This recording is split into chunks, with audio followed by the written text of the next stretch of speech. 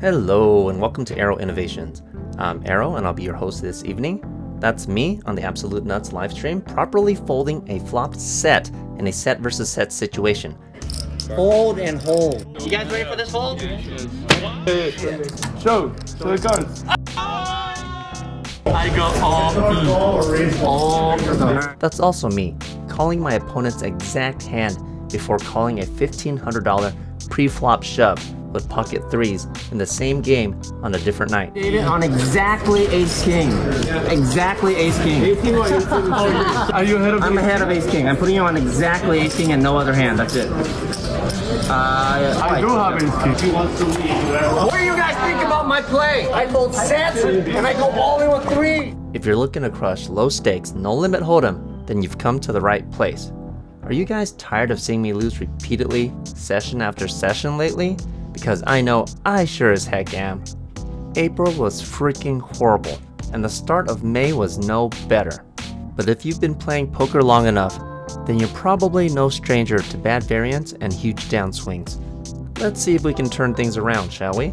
For this session, I just finished up with the Absolute Nuts livestream, turning a $2,500 loss around into a $2,400 win, which is nearly a 5K positive swing. So I head over to my usual haunt at the Win Encore in Las Vegas to play some 2-5 no limit hold'em where I bind for $1,500, which is 300 big blinds. It's Saturday night on May the 11th, although technically Sunday morning since we don't start until 2:26 a.m. 5 minutes into the session, we're on a 6-handed table where I open to 25 in the hijack with pocket nines. The cutoff, button, and big blind all call, so we go 4-handed to a flop of king, jack, deuce, with 2 diamonds and a club. This is not exactly the kind of flop I was hoping for, so when the action checks to me, I just check it back, and the action checks around. The turn brings in a 6 of clubs, putting 2 clubs on board, and not helping us whatsoever. The big blind puts out a laughable bet of $20 into the $100 pot. Keep in mind this is an ultra wet board, with 2 different flush draw possibilities and Broadway straight draw possibilities as well. No one seems all that interested in this pot. Sure, I could just call here because I do have showdown value versus the various different draws, but that's not how I like to play. It's gonna really suck if, instead of a draw, our opponent has a super weak king or even a jack. So instead, I elect to put in a terrifying raise to $200. All of our opponents quickly fold, and we take this pot down with third pair by acknowledging the weakness in our opponent's bet with relevance to the pot size. Barely 5 minutes later, we've added a player, so we're 7-handed now. Under the gun opens to 15. The middle position, cutoff, and button all call, but the small blind folds. I look down at 10 deuce of diamonds, and apologies to Doyle Brunson, but this is a pretty garbage hand. However, it's only 10 more for me to call. Unsuited, this would just be a snap fold. But since it's suited, and I'm closing the action in a 5-way pot, I decide to make the loose call. Keep in mind that I'm playing extremely deep, and I can potentially stack someone by flopping a miracle for just paying $10 more. So the flop comes, and it's king 3-2 with 2 diamonds and a club. We flop bottom pair with the flush draw, which is actually an incredible flop considering our particular hand holding. We're almost exactly 50-50 here against a hand like ace king without a diamond. If you watched my last video on poker math, you would know that I have potentially 14 outs here against a single pair type of holding, and I am even ahead of a bigger flush draw as long as I isolate, since I already have a pair and I'm blocking 2 of a bigger flush draw's outs. The worst case scenario here is if we go multi-way, where one person has a bigger hand and another player has a bigger flush draw. That's something we do not want, especially in early position, but with 4 players behind us, I start with a check. I want to evaluate the strengths of our opponent's hands with their bet sizing. The action checks around to the button, who puts out a relatively weak bet of $40 into the pot of 75. Being last to act on this wet dynamic board, I think a strong hand would have bet much harder here, for like 60 or 70 or so. He's also on the button, so he might not even have a king. I like to play my high equity draws aggressively, using fold equity on my side. I might be able to win the pot this way without needing to actually hit, so I put in a check raise to 145, hoping to fold out all small and middling pocket pairs, a hand like ace-4 or ace-5, and potentially fold out even a king on later streets, assuming we don't hit. Keep in mind we're also technically ahead of a bigger flush draw now since we do have that pair. Everyone quickly folds to my check raise, but the button makes the call. That's okay. Our bet sizing was designed to be able to play on future streets, regardless of whether our opponent actually called or not. The turn brings in a 9 of hearts, which doesn't do a whole lot for us. It's time to dial up the heat and get even a king to fold. I throw out a very large pot-sized bet of 300 into the pot of 365. However, our opponent makes the call, leaving himself 400 behind. Okay, strategy time. I always like to put my opponents on a range of hands at every betting sequence. Would a naked king call a pot-sized bet on this turn for nearly half of his stack? I find that very doubtful. If he doesn't believe me, I think he's more inclined to simply shove all in. Are there any logical combinations of 2 pairs he could have? Again, I think such a hand would simply shove all in on the turn. So I think we're actually up against a bigger flush draw. Thankfully, the king high flush draw is accounted for, otherwise we'd be drawing extremely thin. Our opponent could have a hand like the ace high flush draw. That would make sense. He might have a wheel draw to go along with it as well. In that case, we actually don't want to see another diamond. Our opponent could also simply have a dominated hand, like a 7 high or an 8 high flush draw for instance. That would be the dream scenario, leaving him only 6 outs. So the river brings in a queen of clubs. We do not improve, but we still do have bottom pair. With how big the pot is, I don't think our opponent has any fold equity if he has any pair whatsoever. He has less than a half pot size bet remaining. I just hope he doesn't have the queen high flush draw because he would have hit that river. And even if we shove, I don't think he's folding. So I just check. Our opponent pauses. He does not immediately act. I'm studying him carefully. I would prefer a check here, but I think he's analyzing whether he can get me to fold or not if he shoves for the remainder of his stack. It would really suck if our opponent hit that 9 or queen and shoves here as a bluff, not realizing he has the best hand, because I think I'm calling. Yes, I do realize that I too have a missed flush draw, which greatly reduces the odds that our opponent also has a missed flush draw. But given the texture of the board versus my check raise on the flop and large bet on the turn, I think the most likely hand for my opponent to have here is actually another flush draw as well. Thankfully, after a few seconds of deliberation, our opponent checks the action back. We proudly table our bottom pair. And it's good! We make the absolute max with our aggression. The very next hand, the button opens to 15 with the 2K stack. I look down at my least favorite premium starting hand. Oh yes, we're talking about the accursed pocket kings. We're out of position, so I 3-bet the action up to 75 from the small blind. The big blind quickly gets out of the way, and sadly, so does the button. I table my hand to reveal that I had an actual hand, and I'm shocked when the button retrieves his cards and flips over ace queen. Holy freaking A! That's a mega tight fold in a button versus blind configuration. I could be 3-betting here with many, many worse hands. Okay, good to know. We have a mega nit to our right. This will affect how we play against him in the future.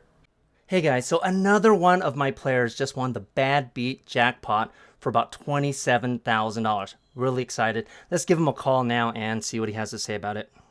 Hello? Hey Doug, it's Aero from Aero Innovations Poker. How you doing?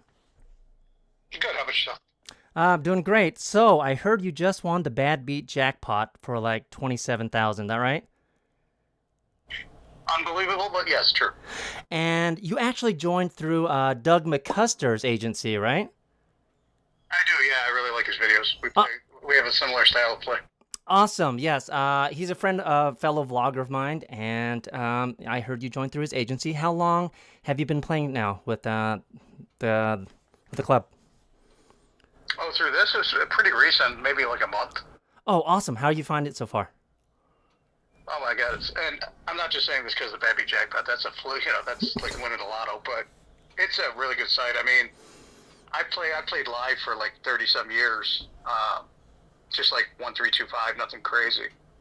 And I've tried a couple sites and I've never liked one, but this site, it's got like a couple things going for it, right? The first thing for me is the randomizer. Like, it feels like I'm playing live poker, right? It's not how online sites can be where you get these weird, like always action-y flops and it just kind of feels off. Yeah, of This course. site doesn't feel like that, and it hasn't at all. And I've played thousands of hands. Yeah. The other thing I like about it too is there's just so many like cool things. Like, you know, I originally signed up to, I want to get better at PLO because I've always played No Limit Hold'em. So that's why I originally signed up, and I just thought I'd go up in stakes as I got better at it. But it's just cool because they have like so many options. I mean, you know, the bomb pots, the bad beat jackpot, the run it more than one time, and I love bounty tournaments, and they have bounty tournaments almost every day. It's a good site. It really is, all bullshit aside. Thank you. So tell us about the hand. What did you have? What stakes were you playing, and how did it go? I think it was 25 to 50 cents, and it was an uneventful hand. It's not like we had huge hands. I got in two suited and flopped the steel wheel in diamonds. Are you playing PLO or No Limit? Yeah, no, PLO. Okay. Okay. And I was just hoping he had, you know, the king high flush, so I was trying to get him to bet, and you know, we kind of went back and forth a little bit, and luckily, like, you know, that's why I say it's very lucky because he had a flush draw, but he happened to hit the higher straight flush, which obviously I don't know. I'm just trying to get him to bet and Yeah. raise him. And you know, we got it all in out by the river because we both had a straight flush, and then the site went crazy. It was great. Like, So you had ace deuce, and the flop comes 3 4 5, and what did he have? Like 7 8 and hit a 6 or something? I don't know if I had ace deuce. Let me double check. I can look right now. Yeah. I knew like yesterday, but Go ahead. So I got in with king 6 3 2, king 6 of hearts 3 2 of diamonds. Okay. And I think I checked. You know, there wasn't a pre-race. He got on jack 8 7 of diamonds, and the flop comes out ace 4 5 and gives me the steel wheel. Oh, okay. Ace 4 5. Okay. So yeah, he must have hit a 6, and he had 7 8. 6 on the turn. Yeah. And then, like I said, we were both like playing, you know, trying to trap each other for whatever, and you know, just got it all in and then went crazy. How much was your share? It was 27,000, but they took 10% of it. Yes. I think to give out to the rest of the club or something. Yes, that's part of the union fees. All right, Doug, thank you for your input. Thank you for your experience, and congratulations again, brother. Oh, thank you. I love that. I really, truly love the site. So yeah, that's why I did this, because I really do like it. All right, awesome, fantastic. Thanks for hearing from you, and I'll let you go. Thank you. There you have it, guys. Another Bad Beat Jackpot winner. We had one a couple of months ago for about $23,500. That was pretty fantastic as well. Promotions. Let's talk about my crazy summer promotion. If you play any time this summer in one of the clubs that I promote, I'm going to give you 30% rake back. If you play in June, 30% rake back. If you play in June and July, I'm going to give you 30% for June, 40% for July. If you play June, July, and August, 30% for June, 40% for July, and 50% rake back in August if you play all 3 months. If you only play 1 month, that's fine. You'll just get 30%. Another thing, May winner. Let's see who won the cash raffle, $500 in May. Let's go to my auto randomizer here and see who won. Oh, and just a reminder, guys, you only need to accrue $50 worth of rake in a single month to qualify for my $500 monthly cash giveaways. All right, it looks like Shark Poo. Look, great name, man. You're freaking Shark Poo. You just won $500. Message me on Telegram or on Instagram so I can get the money to you. Also, all of you guys that play during the summer months, if you want your rake back from me, the caveat is you have to message me on Telegram your Club GG name so I know who to give the rake back to. And I hope to see you guys on the tables. The very next hand, yet again, the hijack opens to 15. I call in the button with 7-9 of hearts, and the blinds call as well. We go 4 ways in position to flop of deuce, king, 4, rainbow with 1 heart. The action checks around. The turn brings in a 6 of hearts, putting 2 hearts on board. We improve to make a flush draw. Again, the action checks to me. I don't want to put in a weak bet here and get called light by a random 6 or a hand like 4-5, which makes a pair and a gut shot draw. So I actually throw out a slight overbet to 75.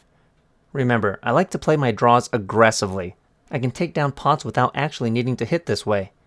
With the lack of interest our opponents have shown so far, It's extremely hard to call an overbet on this turn, especially when I have position, but if I had just put in a half pot size bet or something similar, a slew of different hands could have called me, forcing me to either improve or give up on the pot.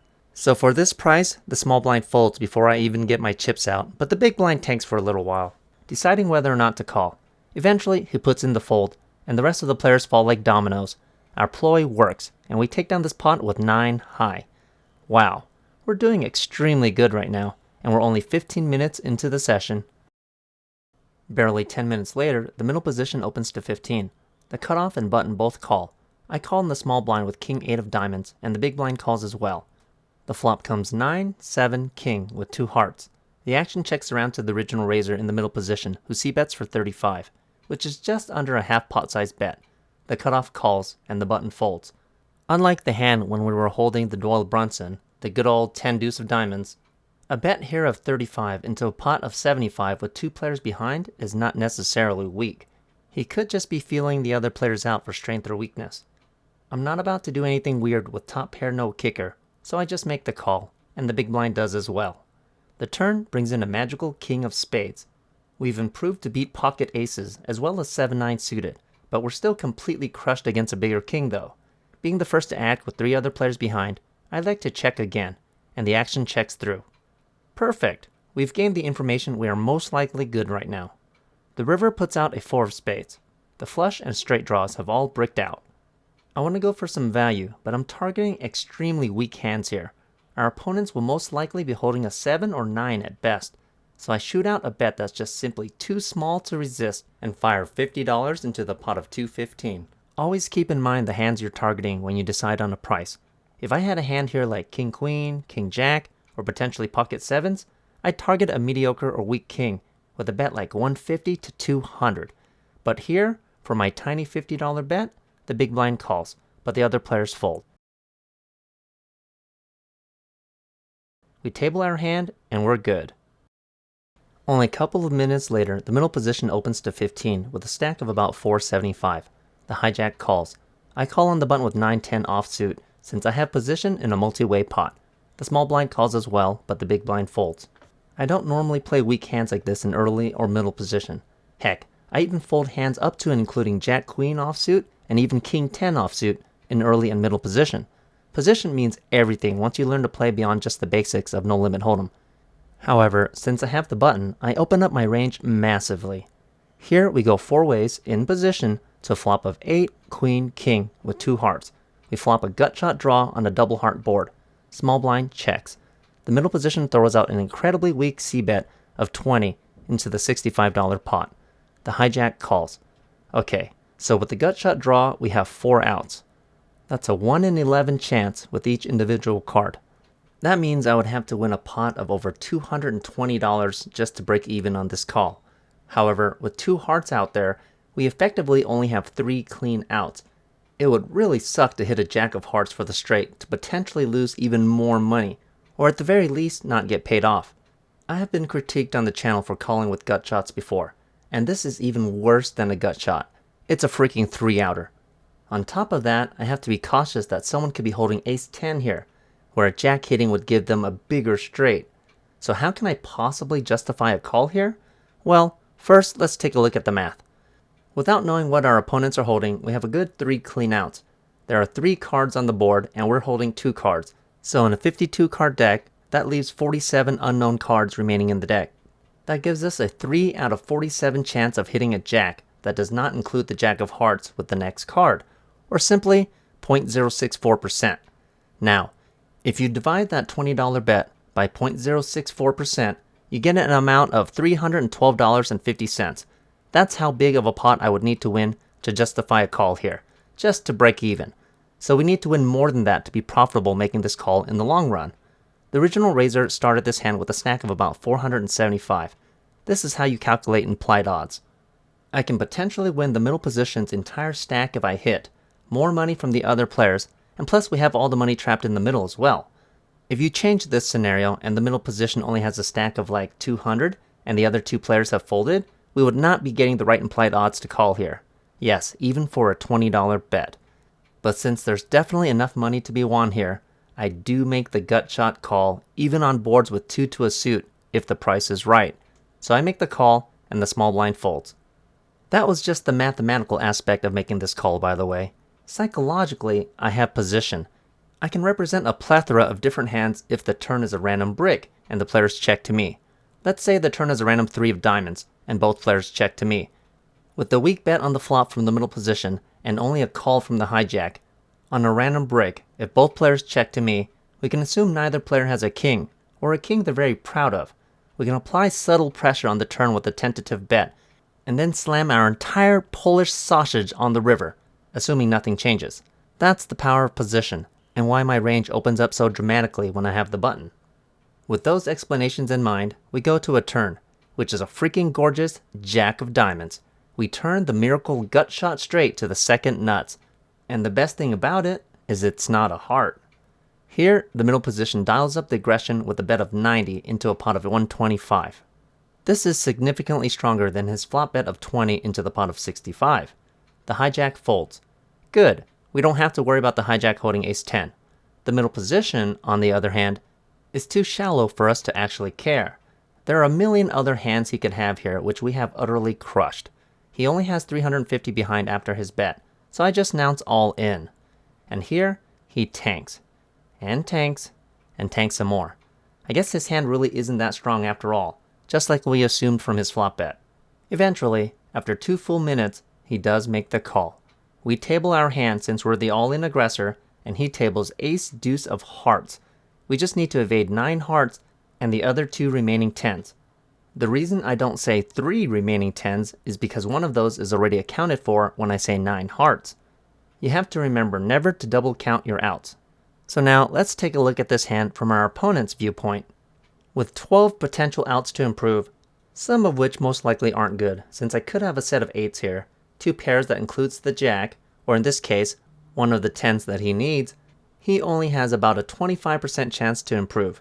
He bet 90 into the pot of 125, so with my all-in jam, the pot is now effectively 655, since it includes his bet of 90, plus a raise of 350.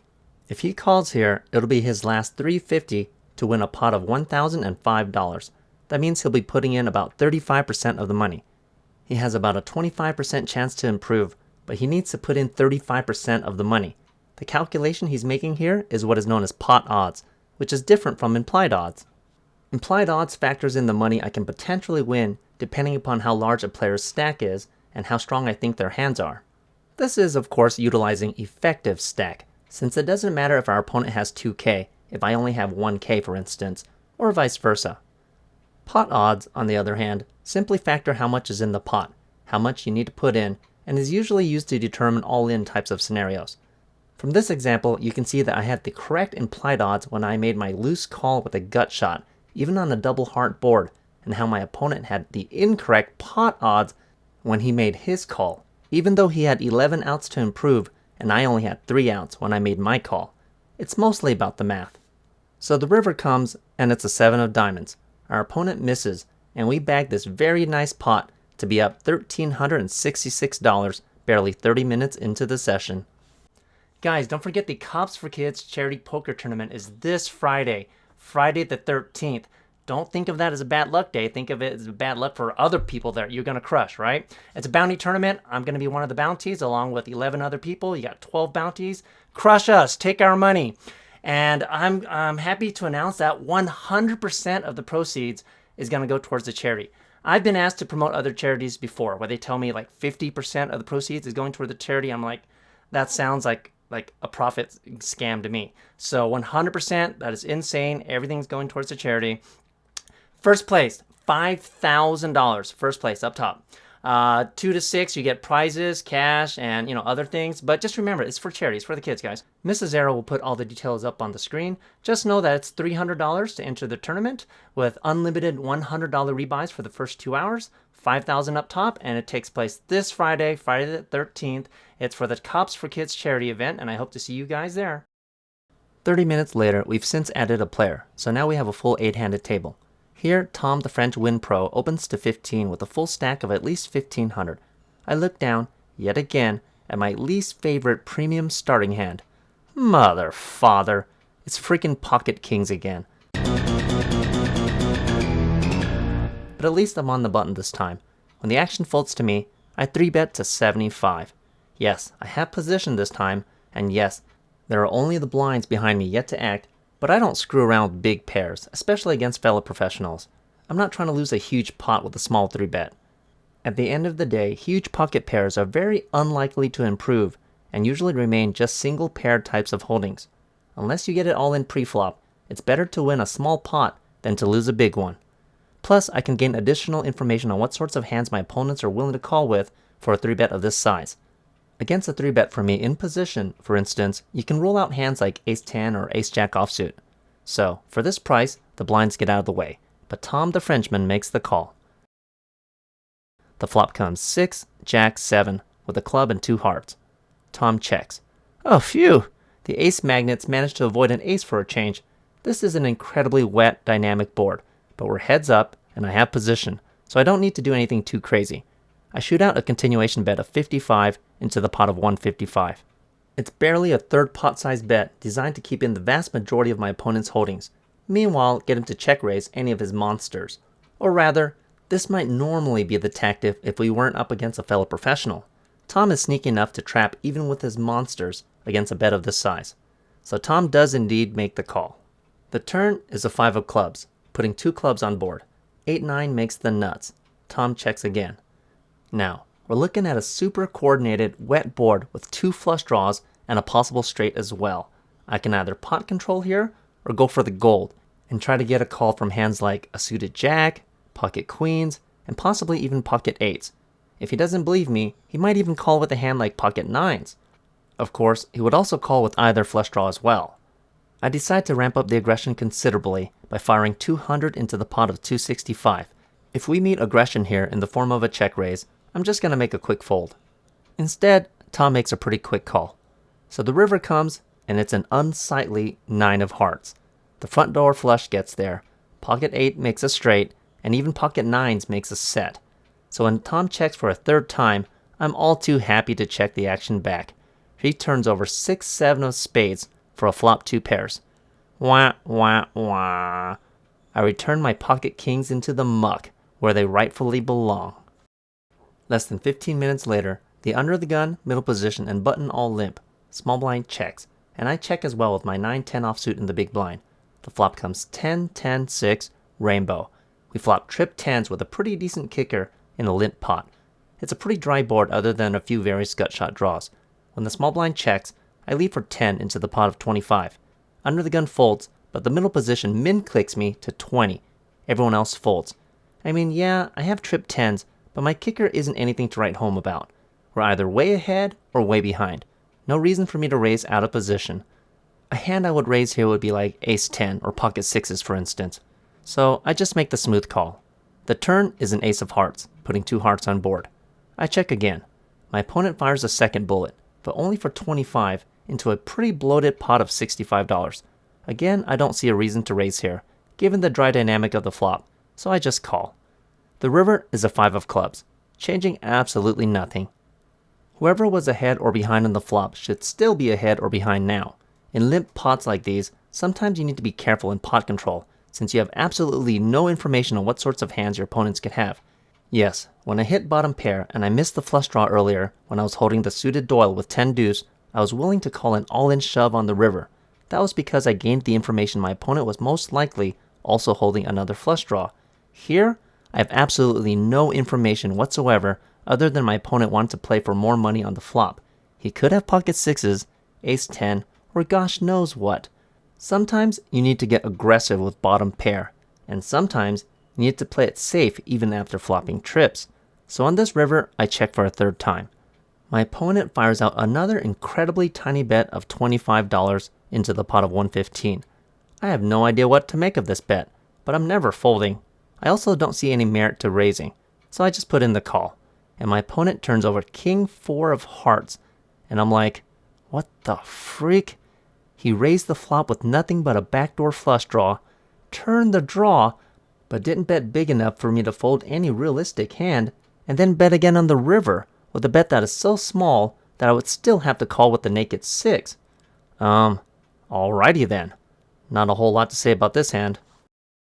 I win another couple of small pots before we arrive at our last notable hand of the night. Here, everyone folds to Tom, who opens for 20 on the button. Remember how earlier I said I would 3-bet from the blinds against a button open with many, many hands much weaker than ace-queen? Well, here's one of those instances. I 3-bet to 80 with king-jack of spades from the small blind, which is actually a stronger hand than most pros open raise to on the button. The big blind quickly gets out of the way, but Tom makes the call. The flop comes deuce, 4, queen, rainbow. I don't flop anything at all, except maybe a couple of backdoor draws and one overcard. However, a queen-high flop on a pretty dry board is pretty good for our range. Instead of king-jack suited, I could very well have king-queen, or ace-queen suited for instance. Or I could simply have an overpair, like my pocket king's hand earlier. So I throw out a c-bet of 55 into the pot of 165, just like I did with my pocket kings when Tom and I went heads up earlier. Unfazed, Tom makes the call. The turn brings in a 10 of diamonds, putting 2 diamonds on board, but also giving us a sneaky open-ended straight draw. This is a really damn good card. Aside from another spade or a king, this is about as good as it gets. Remember how I bet 200 earlier with my overpair? Well, here, I might have given up if the turn was a random nothing burger, but I just gained a whole ton more equity with my draw. So I throw out a similar sized bet, firing 225 into the pot of 275. Again, Tom quickly makes the call. The river brings in an 8 of diamonds, completing the backdoor flush draw. We brick out completely. However, Tom is a mostly conservative player. Remember how he flopped 2 pairs earlier but he never once raised? He didn't want to get counterfeited and wanted to see a safe run out. So knowing that, I think it'd be really hard to call a massive bet here with only a 1-pair type of holding. With our big bet on the turn, we could easily be holding another overpair here just like before, or just the backdoor flush draw instead of our open-ended draw. Not one to give up easily, I fire a 3rd bullet, but for 700 this time, which is almost a full complete pot-sized bet. Tom shakes his head and quickly lets go of his hand. So we get this one through to win almost the exact same amount that we lost to him earlier with our pocket kings. Happy to exact our vengeance against the only player to beat us in a significant hand this session, I rack up my chips shortly after this hand and head over to the cage. I've already played for over 4 hours on the Absolute Nuts channel over at Resorts World, so this puts me at over 7 hours for the day. In for $1,500 and out for $2,951 for a delectable profit of $1,451 after 2 hours and 41 minutes of playtime. That puts our winnings at over $3,800 for the day. Oh, phew! About time we broke into profit for the month. If you like what you saw today, please consider subscribing to the channel. We're really close to breaking 10k subscribers. I'm really hoping to breach 20k subscribers by early next year, and I can't do that without your help. Check out my Patreon if you're looking for more coaching videos on how to crush low stakes, no limit hold'em. And as always, I hope to see you in the next video. Wait, what's going on? The vlog is over. Why is there more video footage? Well, May the 31st was National Parrot Day. I know 99.9% of you probably don't know that. So to celebrate National Parrot Day, I'm going to show you some baby parrots that I just recently acquired. Hey, have some fun, enjoy the parrot show, and I'll see you guys in the next video. Gotta hand feed these little guys. See, he's clucking, he's moving his mouth. That's how baby birds eat. And I'm hand feeding them because they're still in the infantile stage. So if you guys want some baby parrots to feed and you have some hand feeding experience, this is how it's done. And these were shipped over from Florida. I'll show you guys the box that they came in just a moment as I finish feeding this guy. He's got a little bit more. You good? Okay. A little bit more. There you go. And I got a thermometer here to keep their temperature. They got to be warm. Usually in the low 90s for these guys at their age. And the third of my new baby flock.